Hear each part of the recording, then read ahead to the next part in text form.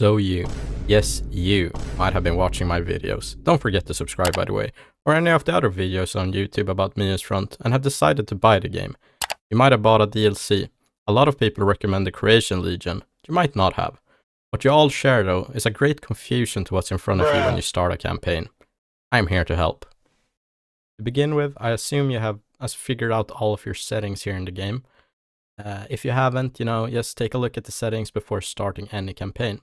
What you will see though, let's just click to start again. I will start the Stepanovka in 41 campaign here.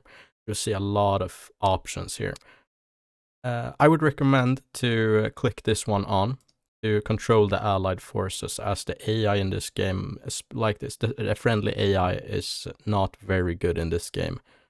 Don't reduce allied and user battle groups. You can choose to increase enemy experience and increase enemy reserves so that you will have a harder experience. In the beginning, we can disregard this a little bit though.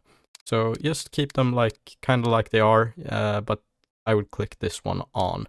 So let's start the operation, shall we? So what you're met with here is the so-called operational map mode of the game. This is, watching this when you start out is greatly demoralizing. You just get a map, okay? It took me probably, a couple of minutes to even figure out that I should click here to see my own units. So let's begin with that. Here on the top right, actually before we get any further there, here on the top right you have some historical background, you have all of this stuff. This is not that vital to this video though, but it's, nice to have. It's when you get into the game, that will be a bit more important. But what you need to know about this first Stepanovka campaign is that the enemy is in retreat. So you might have a harder time actually triggering the battles as you want them to be. Anyway, you are trying to basically hunt the Soviets here. They will try to retreat to this area over here, and we will try to pursue them, basically. So what you have here are different battle groups. These battle groups represent usually like a company of troops. And we can right click on them and see what kind of units are in them. So here you can see this second company of the 98th Mountain Infantry Regiment.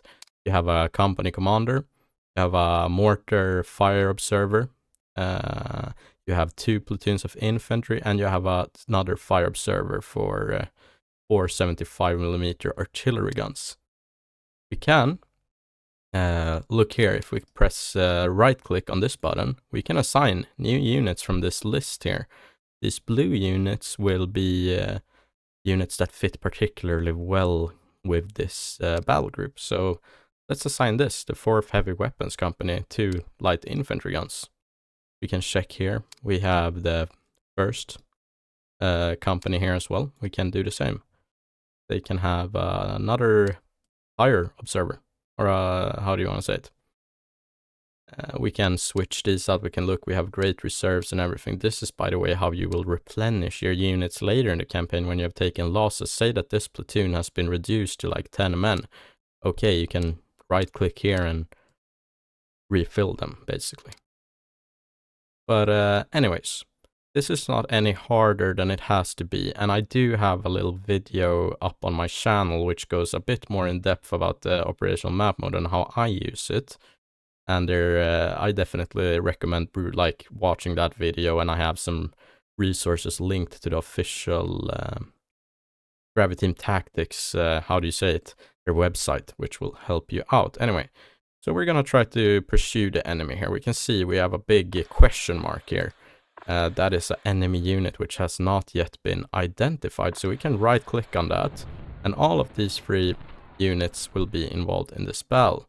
We can check here, we can move with this engineer company, and we can make sure that our, how can you say it, infantry, like the regimental HQ here, doesn't lag too far behind. Or actually, this regimental HQ is to these units, which will be arrive in 1 turn. You can see there's a little 1 here to the next of them, or to the right of the unit name. So we can keep this 99th Mountain Infantry Regiment HQ back for now. The 98th, which we are controlling, their HQ is down here, so we can just let it be for the time being. Anyway, we will click next turn and see if we trigger a bell. And we do. In this campaign, you will notice that a lot of the enemies will have a tendency to retreat, so we're quite lucky to get a bell this early on. Now you just have to click within the borders of this red-orange blinking thing, or square, and you will get transported to the bell. So maybe you have figured it out this far, and then the next step will be a bit more harder to understand for you. I don't know. We will check it out. Here we are, and this is the next, demoralizing section of the game, the deployment screen. What does all of this even mean, guys? Well, you have the battlefield in front of you. It can be, you can toggle this button here if you want to see it without any deployment squares and, get a good look at the battlefield. You can press escape and you will see some conditions we're fighting in. We're currently experiencing some weather, rain, quite cold, 10 degrees Celsius, but we have a clear forecast, so the weather will clear up. Anyway, here I have a little trick which I have gone through in another video. I will put it up here on the screen if you want to watch that. But what I basically do is I begin with taking all of my units, binding them to 1 via Control +1, holding Control and pressing 1 on the keyboard. Then I can just press 1 and I will have all my units brought up. I will then go ahead and assign all elements of a company to the next keybind. So that will be 2. Do the same here. So that will be 3. Okay, so now I can have control of all my units, 1 company and the second company. What is good about this is that here we can, if we look towards the bottom here, we have some things that we can control. This is fire control under AI command, and this is maneuver control under AI command. I would advise clicking them both off. We can also see here we have conserve ammo, these are pretty explanatory. I don't think I need to go through this too much with you guys. All of these, I would say, are pretty self-explanatory when you look at them. Maybe the AI fire control is a bit weird. I would advise just Googling what that means, But in general, you want to keep this turned off. If you want to order artillery around, like say this gun platoon, and you want to use it in a, more artillery role, you can turn that on and order. That one does not appear yet, but it will appear in game later. We can order the artillery to a specified place, basically, like you would expect from a regular game. Now they will fire in the direct fire role, which is how I want them to be used. Anyway, let's get this back. So this blue square here, this will be the enemy's deployment zone. So the enemy cannot deploy outside of this zone. And these, if you look, we click on this, we click here, we are limited to within these green dots here, where we can prepare our units. And, there's a lot of units on the field, and I understand if you get confused. What I would recommend to do, is go through them platoon by platoon like this, or put them out. That's how I do it still to this day. I go through platoon by platoon and put my units out. It will be a bit different from maybe a lot of other games you have played. You need to make some, think a little bit about how you're putting everything down. But it's gonna be worth it in the end. So just take your time and place all the units out. I can begin doing that with one of the companies, with you guys together. So we're a bit, I can't move the camera any further back here because that's the limit of the map. So I'm sorry about that if that was some weird angle. So what we want to do, we take this second company here, or well, the company I hotkeyed to the 2 button, and I would just put them all here. Go ahead with a third, that have been keybinded to the 3rd button, or the 3 button on my keyboard. Okay, there we go. Now we get a bit of space to work with. So you almost never in this game want to deploy your units towards the enemy border like this, due to several reasons. One of them being that when you start out, your units see nothing. They're blind like kittens. But then as the game progresses, this viewing range slowly gets larger and larger, and the same for the enemies. And the Soviets are very good in close quarters, so if you're unlucky, they might just have marched up onto you, and yeah, you will have a hard time. In this battle, we have some space between us. I don't think it would be that bad, but just as a general rule of thumb. Anyway, let's think about how we're gonna set this up for a second. So the first we have here to wonder about, that's the company commander. And you don't want him too much far into the battle. He's very vital that you keep alive. But you don't want him to, you don't want him too close to the battle, and you don't want him too close back. You want him to still, have some contact with your own troops. So let's take a look at the battlefield and see if we have anywhere we could place him logically. And I'm leaning towards here. Here he has a good view on the battlefield, and he's not in the direct control or in the fire control. He has a squad of anti-tank riflemen with him. We could as well go ahead and tell him to hold his fire, so he does not reveal himself. The next we have here is a recon platoon. We can go through them one by one. So as we see here now, if we analyze the train a little bit, I would say that we are, this is not the most, how can you say, formidable train to employ in. But we can take a look, how do we want to go about this? I would think that we want the heavy equipment here up high. Do we have any heavy equipment in the company? Yes, we do. We have a machine gun platoon with 2 MGs. Set up the firing leader here, or here, and the MGs in some favorable positions so they can fire down towards the enemy. They should have good line of sight, and we can actually check this by pressing this, show area of fire. Okay. So what we noticed here is that these guys, they can fire down here, but they can't see across this way. So we might have to think about resolving that, or we might just not, Next up, we have Pista here, which is our artillery spotter. We want to place him in a place where he can see as well. He needs to have a clear line of sight to what he's targeting, so we need to really think about it. Do we want him up high? Do we want him out in the field somewhere? I'm leaning towards maybe here, because then he will have great eyes towards the enemy. So let's put him down here, tell him to act with caution and hold fire.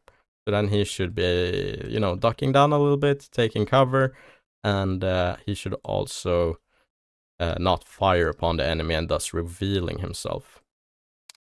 Next up, we have the actual, fighting platoons. So these are our infantrymen. What I suspect of the enemy is that they will not be that strong. So we could probably get away with being a little bit, stupid here. But I would still, advise using any and all, advantages you have. For example, we do have some, trees here, which will be better than just being out in the middle of nowhere, just out in the open. So let's set them up like that. These infantry platoons look very strong as well. So I would like to have one over here that will push up towards the hill here. So I will set the squad or the platoon leader like that. I will just place the platoons out. You can spread them out a little bit. You can do this just as you want to. And here they also have a light mortar, these German platoons do. So he can sit here in the back with the platoon leader. The next platoon, I would want to put maybe somewhere, I'm not left with a lot of good options here. But we could probably, if we look here, we have some, these are yellow here, so we should have some maybe impact craters. Yes, we can find, you can see that it's orange or yellow, this outline here. So we have some impact craters in the field, which tells me that we have some kind of cover. So I will order these men out into these impact craters, and I will have the light mortar back here, and I will tell them to take positions. This means that they will try to use the train to their advantage. If there's any impact craters, they will duck their heads down into it. So then we have spotted at least some kind of way we can, go about this. I will place out the units of the other company as well now, off screen, and get back to you guys when I'm done with that. So see you in a bit. So there we go, guys. One little thing I noticed here, is that actually, first of all, this pista, he has no actual artillery under his command. We can do that by, you know, going to the unit itself, checking the artillery spotter, and we can see he has nothing, because if we go to one that has it and I click on it, you see it lights up here in the support section. So the only spotters we have here are Glasse and Linz. So Glasse will have some observation towards the field. Linz, who has the mortars, will follow along here with the infantry. One thing you can notice is that this company's infantry have grouped up much tighter than these guys, because this company is working across a very open, like, you have line of sight to all of your platoons basically as the company commander here. I'm thinking about it from a like logical perspective now. You have open lines of sight to your like friendlies, and thus you know, it's easier to have some kind of contact with them. They can see your flares, they can see your smoke signals. Basically, you pop a smoke flare, poof, they see that it's green, okay, they know they can advance. Over here, it's much more shrubbery and it's, you know, a bit tighter in the action. So I like to keep the platoons a bit tighter, basically, more in contact with each other. Also, one thing to notice here, we go here and display the tactical map. We can see that the enemy is all staged here. This is where we suspect their staging area to be around this forest here. So what we can do now, we can take Linz, or Glasse, sorry, and his artillery, and we can, if he can spot them, yes, you can see, you want this number here, the 280 in this case, you want this number to be as low as possible. So 40 is really good, and we will put out some fire missions, some zeroing in fire missions, and then we can later, you know, strike these coordinates or these spots with more accuracy and more, how can you say it, quicker and more accurate. You will also notice that the fire mission in of itself, this thing here, is where the fire is coming from. So we can only order it in the width of where the rounds are incoming from. There's a really good guide on this on YouTube. I don't remember, I think it's the War Simmer he's called. He made this guide for this, which is still up to date now. So you should, if you wonder more about that, you should go ahead and watch his video on the subject. But yeah, I think we are feeling quite good about ourselves. The orders are, or the states have been checked out, so there's nothing, no one will be holding their fire that isn't supposed to, and no one will be doing anything dumb. So now we can click finish deployment. So here we can take a look at our infantry platoons here. Have they found any cover? Not really.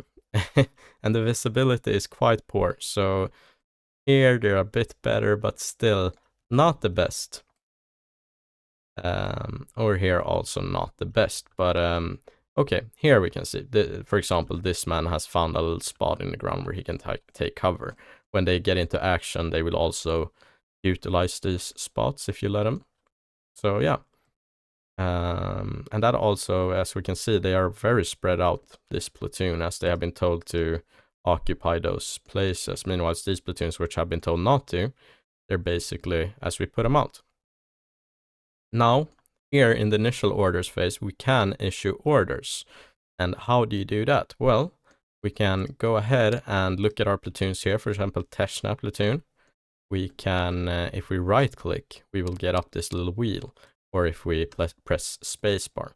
Those two have different uses, by the way. If I press spacebar, I can decide which direction the order is in. If I just right click, I can't. So we can cancel that as well without any cost to our like control points or whatever you want to call it. In the battle later, we will notice that our I will explain that a bit more in the battle. It will be a bit more intuitive when you actually see it work out. But what I want to do is tell Teshna here to with maneuver. So this is my, how can I explain this? All of these commands here, all of these commands are basically the same, except this one, take defense, because take defense allows you to occupy buildings and such. The other ones don't let you do that. But for example, this attack, the only thing that changes this from the move is what like boundaries I have set. So here we can see how many lines you want it in, which formation you want it in, and how tight you want this formation to be in. nothing else is really, you know, gonna matter here. We have here as well, we can use smokes when advancing, we can use maneuver, which I will do, which actually let's not this time. Let's use it without maneuver, because maneuver, it basically means they will use battle drill, they will get down, they will get up, you know, they will take cover, they will be bounding in their movement and such things, but I don't think we need that in this case. We can tell them to go fast. If there were tanks, we could tell them to tanks be in front or infantry behind tanks. We can tell them to move by road and so on and so on. We can also use this one covertly. I can show you when I press covert move, I have them in a column. They will go and use like different, how can you say it? They will, if I, for example, tell these guys to move covertly all the way over here, they will maybe dip down and get into the lowland. They will take cover. They will move along here, along the forest, and you know, they will do some stuff like that. It will all make sense when you use these commands a bit more and figure out what works for you. Don't worry too much about it, I would say. But we will just tell these guys to go here and occupy this point, height 207.8. So just like that. And I don't think I have any other orders to issue right now. We will see what the enemy does. We will see how they reveal themselves, and we have 2 hours to do that. So, you know, in this battle. So don't stress anything. Just let the game go as it goes. Here we can see the enemies are putting up green flares. This means basically advance. So if you see the enemy popping green flares, you can expect them to maybe do a attack on you. If they pushed up red flares, that means the retreat. So, and here we can see our infantry formation is forming a line here, and then they will excuse me, when they're done forming that line, they will try to move towards the place I've told them to go.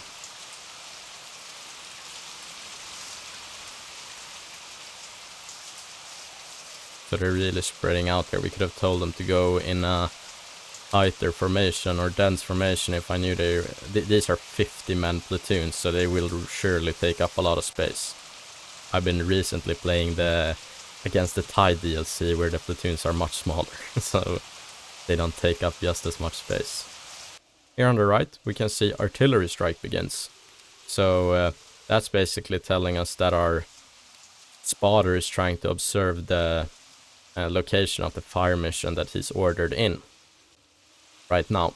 If these were like regular fire missions, scheduled ones, you would assume that just means that the fire mission begins.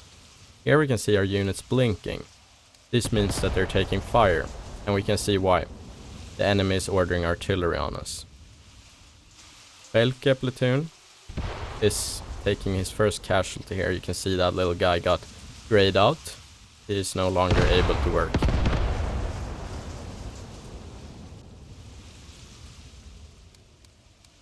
So, what this means is that we either want them to stay and take cover, or we want them to move out of here. I will tell them to act with caution and hopefully dig down or get down a little bit.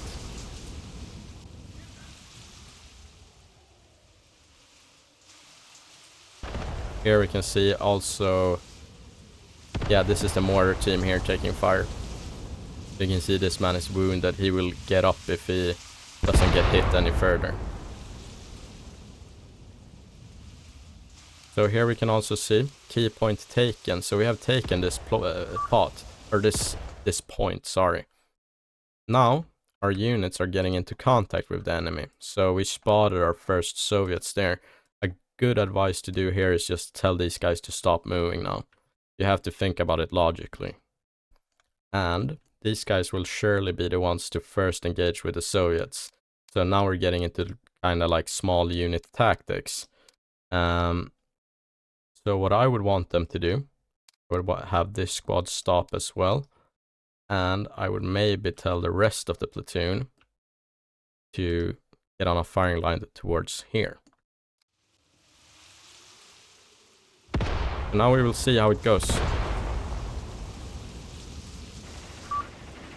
So here we can hear firing. Machine gun is opening up. So because I told him to stop, he gets down, he gets low, and he opens fire towards the enemy. Here we can see more enemies as well. One thing that I forgot to mention as well is that if you use the spacebar command, these commands will go one after another. So these units will first have to move here and then here. It's easy to forget that. But what I would like to do for the whole platoon basically now is just hold position. So I will tell them to cancel their orders, which is to move. So they will just hold. Here we can see that we're getting into, we are taking casualties. This enemy is obviously as well suffering casualties.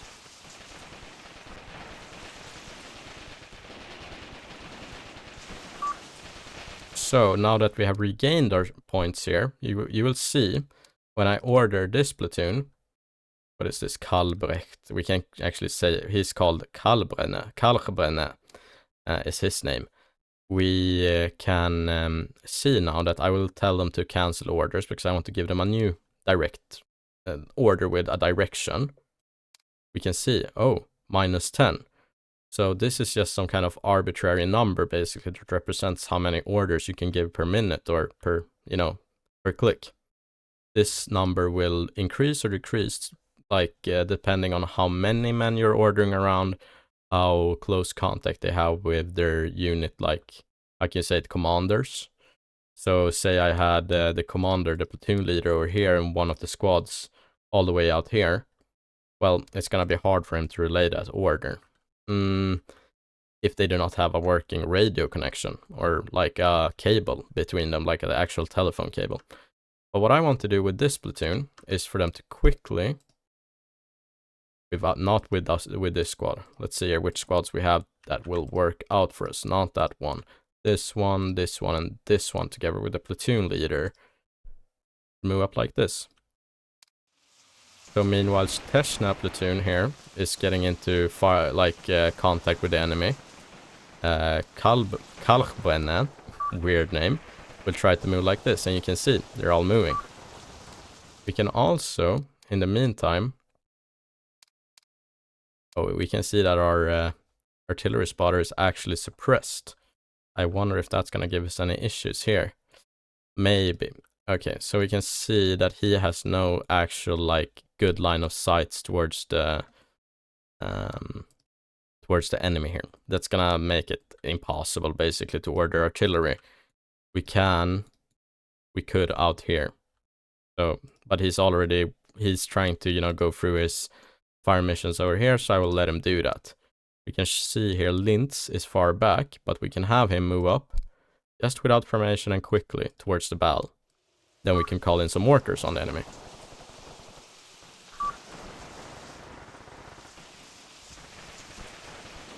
We can see now that the enemy is deploying smoke grenades. And we can see enemy dead soldiers. And we can see our own soldiers as well, getting into action and killing and dying. One thing to notice now is that now these platoons are engaging the enemy. We can see they're firing. In any other, if the weather wasn't this poor, we could have probably relied on these units to spot the enemy and start engaging. But the weather is so bad that there's no way really for us to do that. Here we can see, I think, also some artillery impacts, yes. I think that should be from our own 5cm mortar, actually. Yes, as we can see. Here we can see our little 5cm mortar working against the enemy.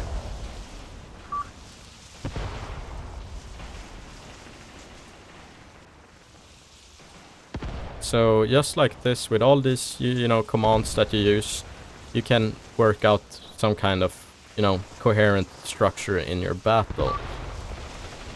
Here now we're getting into contact with the enemy, so I would like for us to hold. It's generally best to allow the enemy to be the one advancing onto you in these situations. Allow your infantry to duck down, get some eyes on the battle, and try to figure out what to do. We can use Bulke platoon here as well. And let's not have him move fast. Let's have him move with maneuver, still in a firing line or in a line formation towards the enemy. So now we will see they should be using like different, and we can also stop having them act with caution. Now we should see that some elements move up, some stay put. So now they use basic battle drill basically. You can see they're bounding. This platoon, I would say, has a little bit of a problem here. This is actually the platoon commander. These squads are taking some heavy casualties. Captives taken. As you will notice in these spells, if you play this campaign, the enemy will surrender quite easily. So this is good for a new player, you know. But yeah, so this is good for a new player because, you know, you don't want the hardest campaign maybe as the first one. It's quite good for the enemy to surrender before you. Here we can see our platoon leader is actually in a really bad spot here. So let's see here. Now Bulke platoon is coming in to help out. So yeah, that's basically it. We will finish up this battle, and I will get back to the operational map with you guys and see what happened. One little thing I wanted to go through with you guys as well, that can be useful in the small units tactics, is that if you hold Alt and drag it across your units or Shift, you will take control of different units or different parts of a platoon here, for example. So with Alt, I have control of all of the heavy elements of the platoon, say the MG gunners and such things, you know, machine gunners and their assistants. Meanwhile, if I hold Shift here, I get control of all the riflemen and platoon leaders. So I want my support to stay here on this hill, and I want the maneuver elements, the riflemen, to move here. Then I can do that. So that's just a like quick little simple tip that might help out in these battles. I don't use it as much as I should because I'm lazy, but it's nice to have. And here we can see a red flare coming from the Soviets as well. So they should be thinking about retreating here. We ran up on some motorized elements, some trucks basically. So now the Soviets want a ceasefire here. And the only way for you to basically end the battle is, first of all, you can withdraw. So, let's see here. So you can withdraw, you retreat. You can take the ceasefire, or you can make the enemy retreat. I will take the ceasefire here. And just for the sake of the video, if I was actually playing this, you know, a bit seriously, then I would probably not take the ceasefire. I would want to destroy the enemy. Excuse me. Destroy the enemy completely. But in this case, I'll take the ceasefire. And here we go. Here we get access to the battle results screen with a lot of esoteric information in it. Weighted platoons, so that basically means total efficiency. Yeah, you can see total efficiency of units based on morale, fatigue, ammo availability, and heavy weapons conditions.